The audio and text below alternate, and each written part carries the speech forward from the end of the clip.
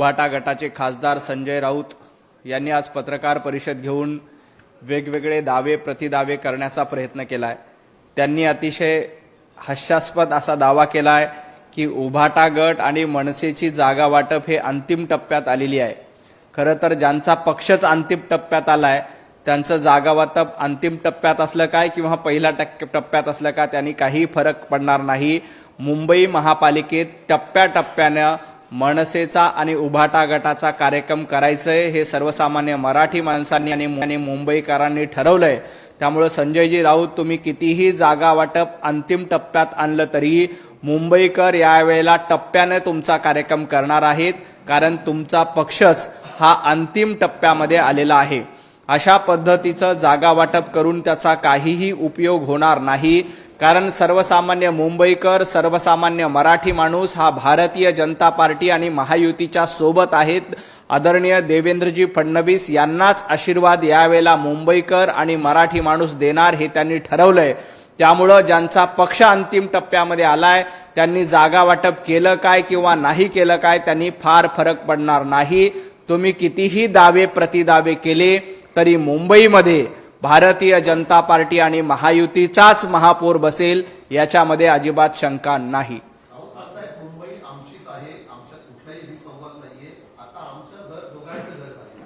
खरं तर मुंबई आमचीच आहे म्हणणाऱ्यांना मुंबई ही कुणाची खाजगी जहागीर नाही, मुंबई ही कुणाच्या कुटुंबाची प्रायव्हेट प्रॉपर्टी नाही, मुंबई मराठी माणसाची आहे, मुंबई इथल्या राहणाऱ्या सर्वसामान्य नागरिकांची आहे।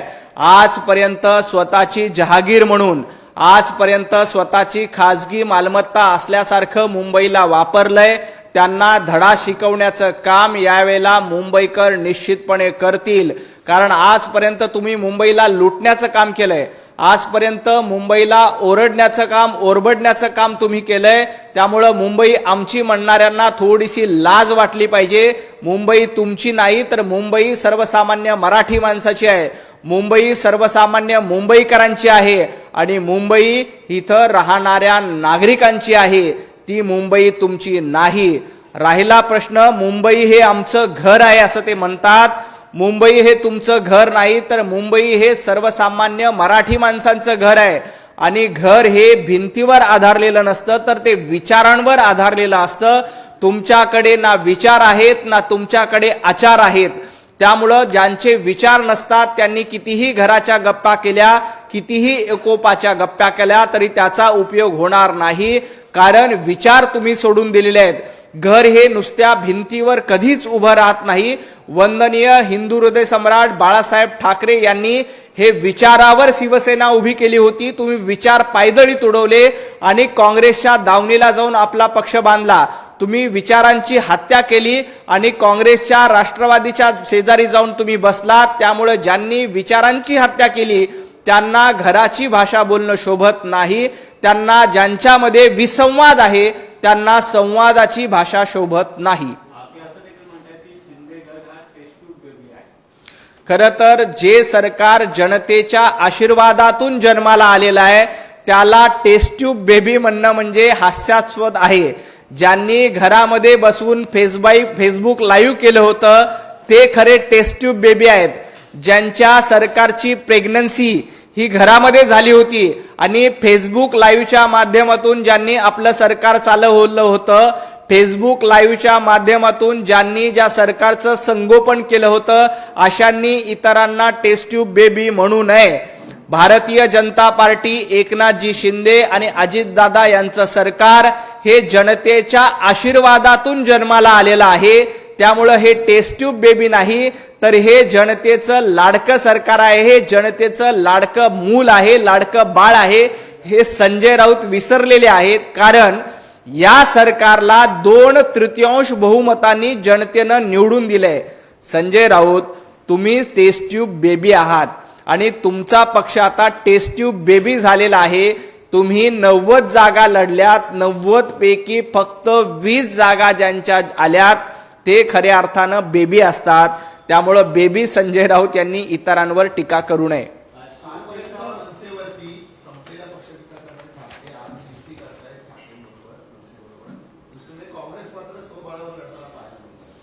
खरं तर ज्या पद्धतीनं गेल्या काही वर्षांपासनं मनसेला सातत्यानं डिवसण्याचं काम, मनसेवर सातत्यानं टीका करण्याचं काम संजय राऊत करत होते, सुषमाताई अंधारे करत होते, आदित्य ठाकरे करत होते, उद्धवजी ठाकरे करत होते. आदित्यजी ठाकरे तर असं म्हणाले होते की जो पक्ष संपलेला आहे त्याच्यावर मी बोलणार नाही. सुषमाताई अंधारे असं म्हणाल्या होत्या, Raj Thackeray you are not my time. अशा पद्धती जाहीर सभेमध्ये ज्यांनी अशा पद्धतीचे शब्द वापरले होते, संजय राऊत तुम्ही सामनाच्या अग्रलेखातून राज ठाकरे यांच्याबद्दल काय काय शब्द वापरले होते, राज ठाकरे यांना कशा पद्धतीनं शिवीगाळ केली होती हे संजय राऊत विसरलेले आहेत. पण नियतीचा खेळ असा असतो की त्या संजय राऊतांना शिवतीर्थावर जावं लागतं, राज ठाकरे यांचे उंबरठे झिजवावे लागतात, कारण त्यांच्यासाठी ती अस्तित्वाची लढाई आहे. संजय राऊत कितीही म्हणत असतील तरी हे विचारांची लढाई आहे, तर ही विचारांची लढाई नाही तर ही खुर्चीसाठीची लढाई आहे. खुर्ची मिळावी याचसाठी उद्धवजी ठाकरे राज ठाकरे यांना सोबत घेत आहेत. माझी राज ठाकरे यांना देखील विनंती आहे की उद्धवजी ठाकरे यांचा स्वभाव वापरा आणि फेकून द्या अशाच पद्धतीनं आहे. उद्धवजी ठाकरे हे पार्टीमध्ये खंजीर खुपसण्यामध्ये अतिशय एक्सपर्ट आहेत. 2019ला भारतीय जनता पार्टी सोबत त्यांनी युती केली, आमच्यासोबत युतीमध्ये लढले आणि ऐन वेळेला मुख्यमंत्री पदासाठी भारतीय जनता पार्टीच्या पाठीत खंजीर खुपसला आणि काँग्रेस राष्ट्रवादी सोबत जाऊन बसले. राज ठाकरे यांनी देखील सावध राहिलं पाहिजे. उद्या तुमच्या पाठीमध्ये खंजीर खुपसण्यासाठी देखील उद्धवजी आणि संजय राऊत मागे पुढे पाहणार नाहीत. याआधी 2008 मध्ये राज ठाकरे यांच्या पाठीत खंजीर खुपसून त्यांना घराबाहेर काढण्याचं काम उभाटा गटानं संजय राऊत आणि उद्धवजी ठाकरे यांनी केलं होतं. याचा विसर मनसेला आणि राज ठाकरे यांना नक्कीच पडला नसेल.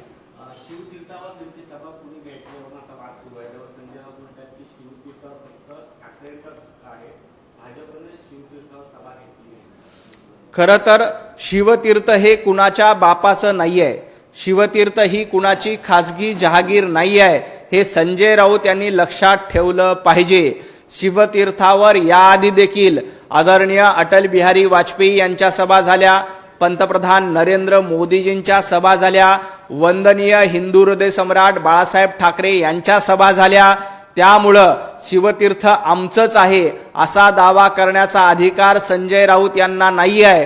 कारण वंदनीय बाळासाहेब ठाकरे आता तुमच्यासोबत नाहीत, कारण तुम्ही बाळासाहेब ठाकरे यांच्या विचारांना सोडून दिलंय आणि काँग्रेसच्या मांडीला मांडी लावून बसण्याचं पाप संजय राऊत तुम्ही केलंय. त्यामुळं ज्या पद्धतीनं वंदनीय हिंदू हृदय सम्राट बाळासाहेब ठाकरे यांचे विचार तुमचे नाहीत, त्याच पद्धतीनं आता शिवतीर्थ देखील तुमचं नाही. छत्रपती शिवाजी महाराज यांचं नाव घेण्याचा अधिकार संजय राऊत तुम्हाला नाही, कारण तुम्ही ज्या पद्धतीनं अफजल खानाचा DNA पुढे चालवण्याचं काम करतायत, तुम्ही ज्या पद्धतीनं अफजल खानाच्या वंशावळीचा उदो करण्याचं काम करतायत आणि उद्या उभाटा गटाची सत्ता आली तर मुंबईचा महापौर सय्यद किंवा खान करण्याचा प्रयत्न संजय राऊत तुमच्या माध्यमातून केला जातोय. त्यामुळे तुम्हाला शिवतीर्थ मागण्याचा अधिकार नाही, शिवतीर्थावर बोलण्याचा अधिकार नाही. वंदनीय हिंदू हृदय सम्राट बाळासाहेब ठाकरे यांचे विचार ज्या दिवशी सोडले त्याच दिवशी तुम्ही शिवतीर्थावरचा अधिकार देखील सोडलेला आहे.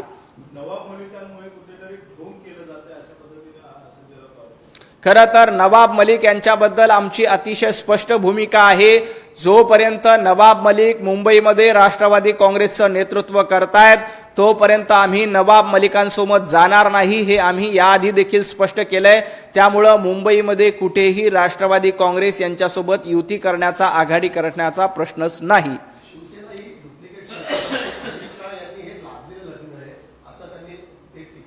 खरं तर आता संजय राऊत स्वतः डुप्लिकेट आहेत. ज्या काँग्रेस सोबत जाऊन तुम्ही बसलात, ज्या सोनिया गांधींच्या चरणी जाऊन लीन झालात, त्यावेळेला तुम्ही स्वतःचा उभाटा गट डुप्लिकेट केलाय. तुमचं अस्तित्व अतिशय संपलेलं आहे आणि हे लादलेलं लग्न नाही, हे जनतेच्या आशीर्वादावर निवडून आलेलं सरकार आहे. या सरकारची मुहूर्तमेढ आणि या सरकारची लगीनगाठ ही संजय राऊत तुम्ही बांधलेली नाही, या सरकारची लगीनगाठ ही जनतेने बांधलेली आहे. 11 कोटी जनतेच्या आशीर्वादानं 240 आमदार निवडून आले, त्याच्यानंतर हे सरकार आलंय. भारतीय जनता पार्टीला 137 आमदारांनी पाठिंबा दिलाय. भारतीय जनता पार्टीचे 137 आमदार आहेत. त्यामुळे हे लादलेलं लग्न नाही, तर जनतेच्या मनातलं लग्न आहे, हे संजय राऊत यांनी लक्षात ठेवावं. आता संजय राऊत लग्नाचीच भाषा करतायत, तर संजय राऊत तुम्ही काँग्रेस बरोबर का घटस्फोट घेतला, काँग्रेस सोबत का फारकत घेतली, हे जरा सांगावं. आणि तुमचं जे काँग्रेस सोबत लागलेलं लग्न होतं ते लग्न रीतसर लागलेलं होतं की जो बाहेर खालीपणा करून लावलेलं लग्न होतं, हे जरा संजय राऊत यांनी लग्नाच्याच भाषेत महाराष्ट्राला सांगावं.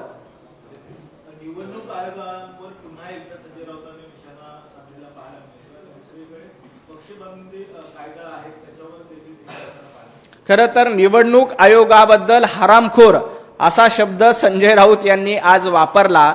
संजय राऊतजी, हरामखोर हा शब्द तुम्हाला वापरायचा असेल तर तो उभाटा गटाबद्दल वापरला पाहिजे. 2019ला तुम्ही भारतीय जनता पार्टी सोबत युती केली आणि आमच्या पाठीत खंजीर खुपसून काँग्रेस सोबत गेला. मग निवडणूक आयोगाची हीच व्याख्या तुम्हाला वापरायची असेल तर हरामखोर शब्द हा उभाटा गटाला आणि संजय राऊत यांना स्वतःला लागू पडतो. कारण त्यांनी महायुती सोबत आघाडी युती केलेली असताना 2019 मध्ये काँग्रेसच्या मांडीला मांडी लावून बसले होते. तेव्हा सगळं काही योग्य होतं. तुम्ही आमच्यासोबत निवडणूक लढता आणि सत्तेसाठी मात्र काँग्रेस सोबत आणि राष्ट्रवादी सोबत जाता, त्याला हरामखोरगिरीपणा म्हणतात. आणि महाराष्ट्राने ही तुमची हरामखोरीगिरी बघितली, म्हणूनच 90 पैकी फक्त 20 जागा तुमच्या निवडून आल्या, बाकी सगळीकडे तुमचा पराभव झालेला आहे. त्यामुळे अशा पद्धतीचा हरामखोर शब्द संजय राऊत यांनी वापरू नये. तो वापरला असतो तो संजय राऊत आणि उभाटा गटालाच लागू होतो. 19 डिसेंबर संदर्भामध्ये पृथ्वीराज चव्हाणांनी जे वक्तव्य केलं होतं त्यावर आता पुन्हा एकदा संजय राऊतांनी देखील वक्तव्य केलेलं पाहायला मिळतं. खरं तर याआधी देखील संजय राऊतांनी अनेक भाकीत वर्तवली होती. त्यांनी असं सांगितलं होतं की हे सरकार 2 महिन्यामध्ये पडणार, हे सरकार 4 महिन्यामध्ये पडणार, राहुल गांधी देशाचे पंतप्रधान होणार, हे शपथपत्रावर लिहून द्यायला संजय राऊत तयार होते. उद्धवजी ठाकरे पुन्हा मुख्यमंत्री होणार असा दावा देखील संजय राऊतांनी केला. परंतु आजपर्यंत सामनामध्ये लिहिलेला एकही शब्द खरा ठरला नाही आणि संजय राऊत यांचा एकही दावा खरा ठरला नाही. त्यामुळे 19 डिसेंबरचा दावा देखील फोल ठरणार आहे. माणिकराव कोकाटे यांच्या अडचणी पुन्हा एकदा वाढलेल्या पाहायला मिळतात. माणिकराव कोकाटे यांना जिल्हा कोर्टाने आहे ती शिक्षा सुनावलेली आहे. त्यामुळे आता परत मंत्रिमंडळातून एक मंत्र्यांची युती पडेल असं म्हटलं. या सगळ्या प्रकरणामध्ये मंत्रिमंडळामध्ये कुणाला ठेवायचं कुणाला नाही ठेवायचं हा संपूर्ण अधिकार आदरणीय मुख्यमंत्री देवेंद्रजी फडणवीस यांच्याकडे आहे. या प्रकरणामध्ये जे काही झालं असेल त्याची सत्यता तपासली जाईल आणि या प्रकरणामध्ये जर का काही चुकीचं असेल तर निश्चितपणे कारवाई केली जाईल. अंबरनाथमध्ये पाहायला गेलं तर भाजपचे जे उमेदवार आहेत त्यांच्या कार्यालयावर काल रात्री गोळीबार झालाय. 4 राऊंड फायर केलेले आहेत. मुख्यमंत्री हस्ती असताना अशा प्रकारे राऊंड फायर होत आहेत. काय नाही, या प्रकरणामध्ये पोलीस पूर्ण चौकशी करतायत. पोलिसांनी पूर्ण माहिती घेतली. स्वतः गृहमंत्री देखील मुख्यमंत्री असलेले देवेंद्रजी फडणवीस देखील या पूर्ण प्रकरणावर लक्ष ठेवून आहेत. जे काही चुकीचं असेल त्याच्यावर कारवाई केली जाईल. आणि याच अंबरनाथमध्ये मुख्यमंत्र्यांनी सभा देखील आहे. चूक उत्तर दिलं जाईल का अर्ध्या निश्चितपणे देवेंद्रजी फडणवीस यांची आज अंबरनाथमध्ये नगरपालिका आणि नगरपंचायत निवडणुकीसाठी संध्याकाळी 7 वाजता सभा आहे. त्या सभेमध्ये अशा पद्धतीनं जो कोणी गुंडगिरी करणार असेल त्याच्यावर निश्चितपणे ते उत्तर देतील. पोलीस देखील जे कोणी गुंडगिरी करणार असतील त्यांना सोडणार नाहीत. कारण इथं कायद्याचं राज्य आहे, देवाभाऊंचं राज्य आहे. देवाचा न्याय निश्चितपणे मिळणार हे लक्षात ठेवावं. रत्नासारखं आहेत काँग्रेसच्या विद्यमान विधान परिषद आमदार आहेत त्या भाजपमध्ये प्रवेश करणार असल्याची माहिती सुद्धा मिळते. म्हणजे हा पक्ष प्रवेश झालेला आहे. काँग्रेसमधून आतापर्यंत माजी आमदारांनी पदाधिकारी जातात, मात्र आता विद्यमान आमदार देखील काँग्रेसची साथ सोडताना पाहायला मिळतात. भाजपच्या वाटेपर्यंत काय कारण? प्रज्ञाताई यांच्याबद्दलची बातमी मला तुमच्याकडनंच कळाली. मी याबद्दल सविस्तर माहिती घेतो. परंतु गेल्या काही दिवसापासून सातत्यानं काँग्रेसचे अनेक लोक त्यांना सोडचिठ्ठी देत आहेत. त्यांना माहिती आहे की राहुल गांधींचं नेतृत्व चालणार नाही. हर्षवर्धन सपकाळ ज्या पद्धतीनं बाष्कळ बडबड गेल्या काही दिवसापासून महाराष्ट्रामध्ये करतायत त्यामुळे काँग्रेसचे अनेक लोक वैतागलेले आहेत. काँग्रेसचे आमदार देखील वैतागलेले आहेत, कारण हर्षवर्धन सपकाळ यांचं नेतृत्व काँग्रेसच्या लोकांना मान्य नाही, राहुल गांधी यांचं नेतृत्व काँग्रेसच्या लोकांना मान्य नाही. त्यामुळे अनेक आमदार, अनेक पदाधिकारी सातत्यानं काँग्रेसमधनं भारतीय जनता पार्टीमध्ये येत आहेत. जे कोणी येत असतील त्यांचं आम्ही निश्चितपणे स्वागत करू, परंतु प्रज्ञाताईबद्दल मला आज तरी माहिती नाही. अंबादास दानवे यांच्याकडनं ट्विट करण्यात आलेला आहे. धाराशिवच्या उमरल्यानंतर सादर आहे शिंदे काँग्रेस युतीचे नवे पर्व, द मुरुड फाईल्स. शिंदेचे अंतुले नाथ आणि बाण पंजा एकत्र येणार आहेत आणि बाळासाहेबांचे विचार कुठेतरी खुंटीऐवजी समुद्रात टाकलेत का, अशा प्रकारचा प्रश्न त्यांनी एकनाथ शिंदे यांना उपस्थित केला. मुरुड फाईल्स बद्दल बोलण्याऐवजी अंबादासजी दानवे यांनी दानवे फाईल्स बद्दल बोललं पाहिजे. तुमच्या छत्रपती संभाजीनगरमध्ये आज काय अवस्था आहे, तुम्हाला पुन्हा एकदा आमदारकी मिळणार आहे का, याबद्दलचा विचार अंबादासजी दानवे तुम्ही करा. गेल्या काही दिवसांपासून संजय राऊत यांची जागा घेण्याचा प्रयत्न अंबादासजी दानवे करतायत. रोज सकाळी उठून संजय राऊतांनंतर आपली एक पत्रकार परिषद व्हावी अशी अंबादास दानवे यांची इच्छा असते आणि माध्यमाने त्यांचे बाईट दाखवावी अशी त्यांची इच्छा असते, परंतु ती इच्छा काय त्यांची पूर्ण होत नाही. त्यामुळे असे फुसके फटाके फोडण्याचा रोज रोज प्रयत्न करतायत. याआधी देखील अधिवेशनात अनेक फुसके फटाके फोडण्याचा प्रयत्न अंबादासजी दानवे यांनी केलाय, कारण त्यांची आमदारकीची टर्म संपलेली आहे आणि पुन्हा एकदा आपल्याला आमदारकी मिळावी यासाठी दानवे साहेबांचा प्रयत्न सुरू आहे, परंतु ते त्याच्यामध्ये यशस्वी होणार नाहीत. वसई विरारमध्ये भाजपची निवडणूक आता बहुजन विकास आघाडी आता काँग्रेस आणि महाविकास आघाडीबरोबर आघाडी करण्याचा प्रयत्न करत आहे. भाजपला रोखण्यासाठी आता इथले विरोधी पक्ष आहेत ते एकवटताना पाहायला मिळतात. कितीही झुंडीनं आले, कसेही आले तर त्याचा काहीही फरक पडणार नाही. वसई विरार असो, मीरा भाईंदर असो, ठाणे असो, कल्याण डोंबिवली असो, सर्वत्र भारतीय जनता पार्टी आणि महायुतीचा झेंडा फडकणार, याच्यामध्ये अजिबात शंका नाही. बहुजन वंचित आघाडीसोबत सत्ता करू द्या, आणखी कोणाला सोबत घेऊ द्या, काँग्रेसला सोबत घेऊ द्या, शरद पवार गटाला सोबत घेऊ द्या, गरज पडली तर उभाटाला सोबत घेऊ द्या, मनसेला सोबत घेऊ द्या, काहीही परिणाम होणार नाही. महायुतीसोबत जनतेचे आशीर्वाद आहे. ज्यांच्या सोबत जनता असते त्याचं कोणी काहीही बिघडू शकत नाही.